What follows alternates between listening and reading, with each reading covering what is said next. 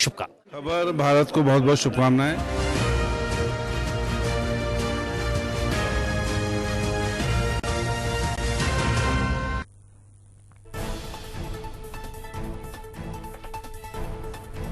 प्रदेश भर में महावैक्सीनेशन अभियान का दूसरा दिन। अभियान के पहले दिन मध्य प्रदेश ने बनाया रिकॉर्ड। 24 लाख से ज्यादा लोगों ने लगवाई कोरोना की वैक्सीन।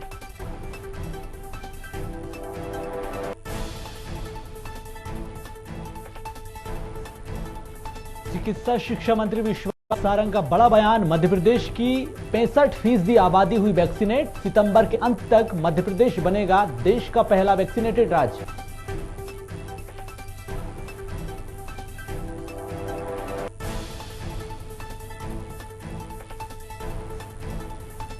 पूर्व मुख्यमंत्री कमलनाथ ने अधिकारी कर्मचारियों को चेताया। कहा, अधिकारी कर्मचारी बीजेपी का बिल्ला लेकर घूम रहे हैं। कांग्रेस की सरकार बनते ही खुलेगी सबकी फाइल।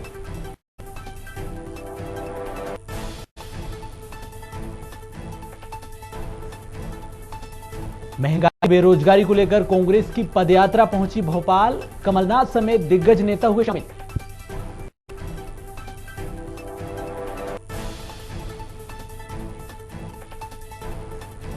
और मध्य प्रदेश में 27 अगस्त के बाद एक बार फिर एक्टिव होगा मानसून। बंगाल की खाड़ी में बनेगा वेदर सिस्टम।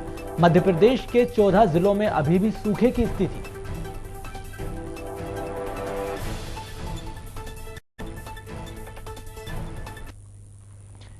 नमस्कार, खबर भारत देख रहे हैं आप। मैं हूं आपके साथ सोनू सेन। खबरों की शुरुआत करेंगे। गृहमंत्री डॉक्टर नरोत्तम मिश्रा ने वैक्सीनेशन अभियान पर बड़ा बयान दिया है। गृहमंत्री ने कहा कि लोग बड़ी संख्या में वैक्सीन लगवा रहे हैं। एक दिन में 24 लाख से ज्यादा लोगों को वैक्सीन लगाई गई है।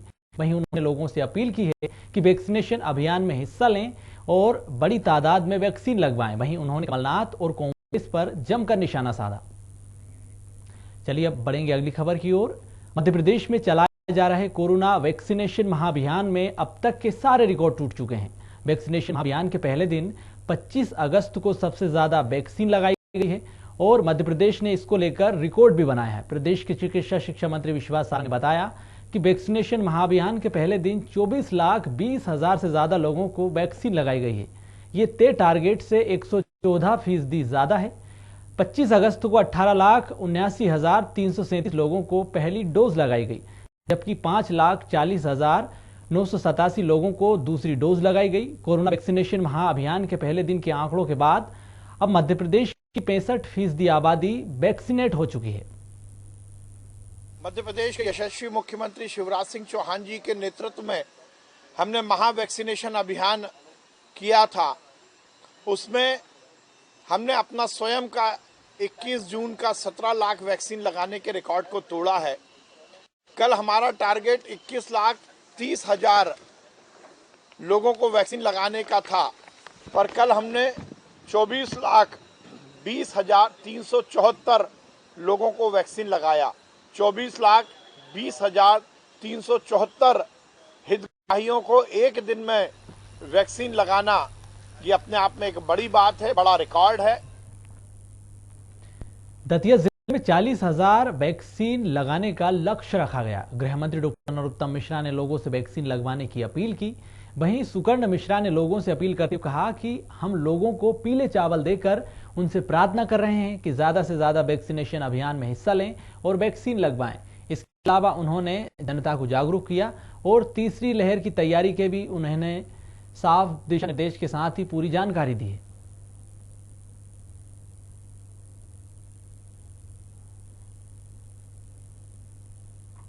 हम सब लोग घर घर जाके लोगों को प्रेरित करें। जिन्होंने पहली डोज लगवा ली है वो दूसरी लगवाएं। जिन्होंने एक भी लगवाई है उनसे हाथ जोड़कर निवेदन है कि कृपा करके वैक्सीन लगवाएं। कोरोना जैसी महामारी इसमें भारत को अगर तीसरी लहर से बचना है तो वैक्सीनेशन अति आवश्यक है। हमने भारतीय जनता पार्टी कार्यकर्ताओं, समाज सेवी संगठनों ने आज घर घर जाके पीले चावल बांटे हैं। लोगों को हाथ जोड़कर उनसे निवेदन किया है कि टीकाकरण जल्द से जल्द कंप्लीट करें ताकि तीसरी लहर से भारत बचा रहे। शुजालपुर में कोरोना संक्रमण को रोकने के लिए दूसरे चरण में टीकाकरण हुआ। स्वास्थ्य विभाग और नगरपालिका की टीम ने शहर के विकलांग और बुजुर्गों को घर घर जाकर टीका लगाया। इस अभियान में 90 वर्षीय भगवती देवी जोशी पहला टीका लगवाने पहुंची। वहीं कोरोना केयर टीम ने उनका भव्य स्वागत किया है। इसके साथ ही उनको वैक्सीन लगाई। इसके साथ ही पूर्व पार्षद प्रवीण जोशी ने शहरवासियों से वैक्सीन लगवाने की अपील की है।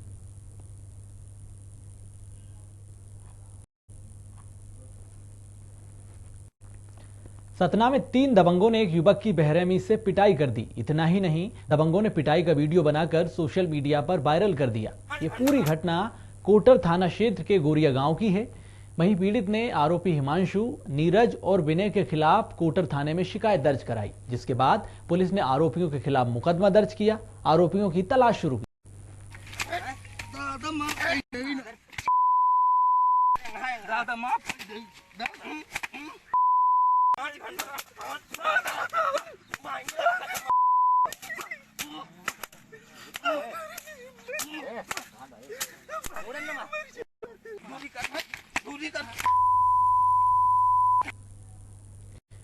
राजधानी भोपाल में समाज सेवी निर्मल कुमार केसवानी की प्रथम पुण्यतिथि मनाई गई। इस मौके पर खटलापुरा स्थित श्री राम मंदिर में सुंदरकांड का आयोजन किया गया। कार्यक्रम में कई मंत्री और समाज सेवी शामिल हुए और उन्हें श्रद्धांजलि दी।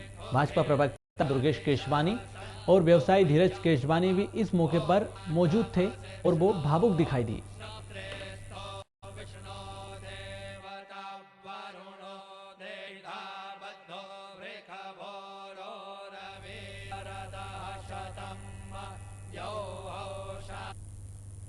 स्वास्थ्य मंत्री डॉक्टर प्रभाम चौधरी ने सीहोर के महिला पॉलिटेक्निक कॉलेज में कोविड-19 वैक्सीन टीकाकरण सेंटर का निरीक्षण किया। वहीं उन्होंने टीकाकरण के लिए नागरिकों को जागरूक किया है। टीका लगवाने की अपील भी की। इस दौरान उन्होंने कर्मचारियों से बातचीत की है।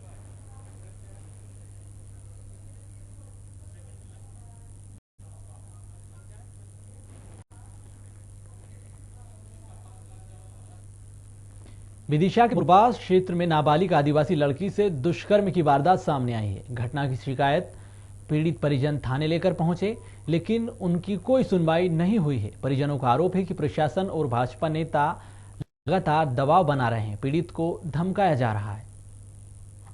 बोलो। दीपक कुमार क्या हुआ? पूरी घटना बता दो। बता दो तुम तो जल्दी बता दो, लेट मत हो। एक गोलू साहू गोलू साहू, दीपक कुमार और एक धर्मेंद्र धाका। क्या कर रहा है? इन बलात्कार करो, मोड़ी उठा लेगा, जबरन उठा लेगा घर से ही।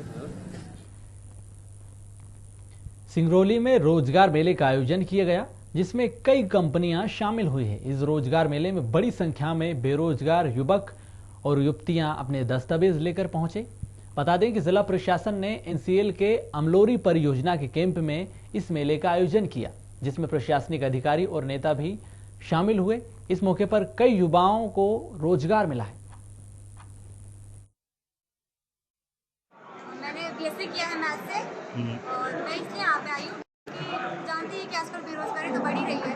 आई जस्ट होप कि मेरी जॉब लग जाए। मैंने अप्लाई किया है, आज यूपीएल में कर लिया है अभी। तो अगर यहाँ से बाहर जॉब मिलती है तो वहाँ आप जा पाएंगे क्या? अच्छी जॉब में तो जा ही सकते हैं। में जो जिले के जितने भी ऐसे युवा हैं जो कि अपने लिए कुछ रोजगार के साधन ढूंढना चाहते हैं या किसी जो यहाँ स्थापित संयंत्र में अपनी जो सेवा करना चाहते हैं, उनके लिए हमने यहाँ आज विभिन्न प्रकार के स्टॉल लगाए गए हैं। इस रोजगार मेले के माध्यम से हमें यह भी पता लगता है कि किस किस तरीके के जो हमारे व्यवसाय हैं उनमें लोग कार्य करना चाहते हैं। सिरोंज में पुलिस को बड़ी सफलता हाथ लगी है। एसडीओपी अजीत पटेल के नेतृत्व में पुलिस ने 4 आरोपियों को गिरफ्तार कर लिया, जिनके पास से 5 अवैध हथियार जब्त किए हैं। बताया जा रहा है कि आजम अवैध हथियार लेकर गांव से सिरोंज की ओर जा रहा था। इसी दौरान मुखबिर की सूचना पर कार्रवाई की गई।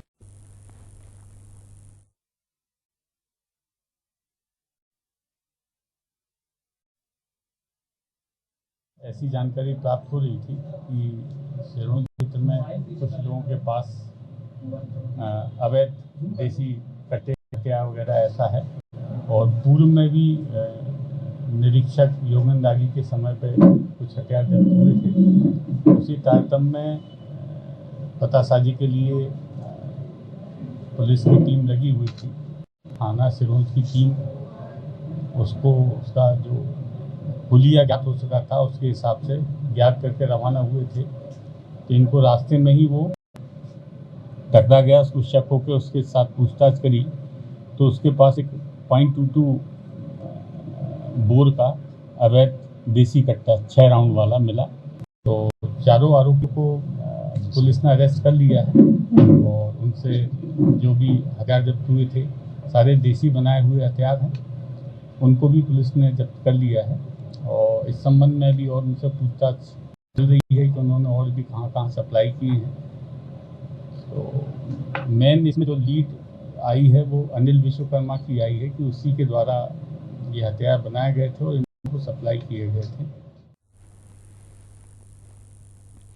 कांग्रेस प्रवक्ता अजय सिंह यादव ने बीजेपी पर दोहरे चरित्र का आरोप लगाया है। उन्होंने कहा कि भारतीय जनता पार्टी पिछड़ा वर्ग आरक्षण के मामले में दोहरा चरित्र अपना रही है। राजनीतिक लाभ लेने के लिए भाजपा के अतिरिक्त महाधिवक्ता लीगल ओपिनियन देते हैं, जिसके आधार पर मध्य प्रदेश में केवल 14% आरक्षण का लाभ पिछड़ों को मिल पाता है। लेकिन जब पिछड़े वर्ग की जनता अपने अधिकारों के लिए सामने आती है तो कांग्रेस पार्टी पिछड़ा वर्ग की बात मजबूती से रखती है। राजनीतिक लाभ लेने के लिए भारतीय जनता पार्टी पिछड़ा वर्ग आरक्षण के मामले में दोहरा चरित्र दिखा रही है। जहां भारतीय जनता पार्टी सरकार के अतिरिक्त महाधिवक्ता लीगल ओपिनियन देते हैं, जिसके आधार पर मध्य प्रदेश में केवल 14% आरक्षण का लाभ पिछड़े वर्गों को मिल पाता है। लेकिन जब पिछड़े वर्ग की जनता सामने आती है, कांग्रेस पार्टी पिछड़े वर्गों की बात मजबूती से रखती है, तो राजनीतिक जमीन खिसक देखते हुए भाजपा फिर से अपने महाधिवक्ता से 27% आरक्षण के लिए रास्ता खोलने की बात करते हैं। फिलहाल खबरों में इतना ही। आप देखते रहिए खबर भारत। नमस्कार।